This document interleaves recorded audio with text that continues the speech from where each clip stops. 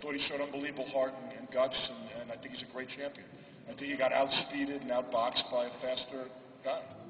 And by the way, if he would have landed flush at some point, it could have been really scary. He was a bigger, stronger man, but he was slower, and he wasn't as skilled a boxer, and not as quick. But I thought you saw a really good Kelly Pavlik tonight, honestly. I didn't think this was a bad Kelly Pavlik. I think he beat a really good Kelly Pavlik. Well, we have a rematch clause, and I'll be presenting it to them in the next couple of weeks, and I'll let Lou know. But there is a rematch clause in the contract. If they want it, obviously they have it. Right. If they want it next, they have it next. I mean, look at with a confidence. I mean, I knew we had a shot. I think my guy's a great athlete, but Kelly's a great fighter. He's big. He's huge. I mean, the difference in size was huge. You know? I mean, he had to be very careful, and there were a couple of times where it looked like Kelly was going to turn the tide with his size and strength, but speed kills, you know, when it's properly executed, and tonight's speed was properly executed. My guy's a great athlete, man. He's a great fighter. I said he was a great fighter before the fight.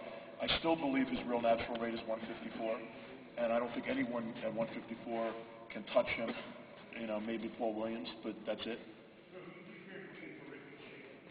Well, he was a professional bicycle racer. He's a professional soccer player, and he's a terrific fighter. I mean, you're not going to find guys that are that. I mean, in terms of shape and conditioning, and I think he's singular almost. I think he's one of the best. But look, take nothing away from Kelly Pavlik. He's a great middleweight. He's a great champion, and you know, if he moves up to 68, I think he might dominate there. You know, he's a big guy, man. He weighed 178 pounds tonight. You know, Sergio weighed 167. Those were the weights before the fight. Jack, what do you think the difference in speed, you know, made in the fight? You know, I thought after 3 rounds, you know, after the 3rd round, I thought we were catching, you know, we were figuring them out. I thought we kind of turned the tide a little bit. You know, and even beating them with the jab. I thought we were jabbing real well, and as long as we were keeping them at the end of our punches, I thought we were coming back and doing very well. And you know, we just stopped throwing punches in the 8th, 9th, 10th, 11th, 12th round. Mr. Logan, did you see anything after when Sergio started speeding up? Did you see anything you wanted Kelly to do differently? Yeah, he just had to let his hands go. You know, he had to keep him on the end of his jab, and we got away from it. You know, I think at the beginning we didn't get frustrated the first 3 rounds, and you know, and that was the game plan. I just stay patient, and we're going to start catching them, and we were. You know, I think things were changing in our favor, and like I said, you know, for some ungodly reason, we just stopped punching 9 through 12. How big of a problem was the cut on Kelly's eye? The one on his right eye was it's deep. It was going into his eye. I thought Sid did a good job as he could. There were two bad cuts.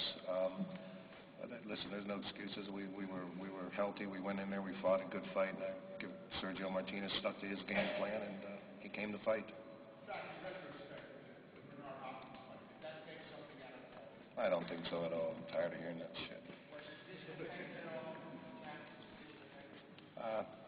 A little bit in his right eye. Wherever he wants to go. You know, he could still make 160. You know, we'll sit down with Mr. Herm and Cameron Duncan and Kelly's dad, and we'll figure out what we're going to do. It's not the end of the world. You know, we lost the fight. We lost to a kid that came to fight. But Kelly could not have been more gracious in his interview in the ring. I mean, you know, he handled it like the champion that he is. Was Kelly surprised by that he looked like he was in control and walking him down? Was he surprised by that sudden burst of energy in the 9th from Martinez?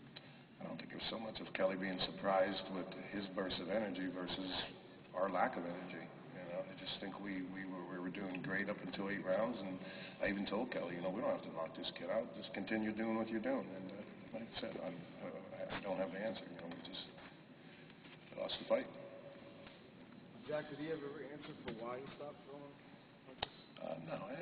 No, I don't. You know, he fought hard. He came back. You know, and even the knockdown. I mean, it wasn't a vicious knockdown, but I seen it as we kept turning with Paul Williams, and we threw a punch. We caught him off balance, and that's what we worked on. And like I said, everything was working so well, and it just stopped. He was looking at movement all night. I mean, it's not like this. Like I'm sort of surprised by some of these questions because I thought Kelly was in great shape. Frankly, if he wasn't in great shape, it wouldn't have been that kind of fight. I don't get it because My guy was moving, giving him angles. He had to chase and stalk, and he had to expend a lot of energy. I mean, he fought a good fight, actually. I mean, he just got out. There was a lot of speed, and I think he ran out of gas a little bit, and he was tasting his own blood. It was a hard fight. Yeah, sure.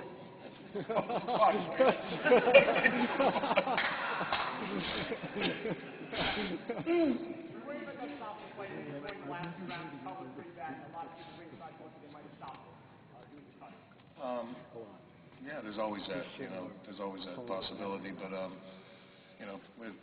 I think our cut man had it under control. I mean, at least in between rounds, and he was in a bad spot, so it opened up as soon as he went out there.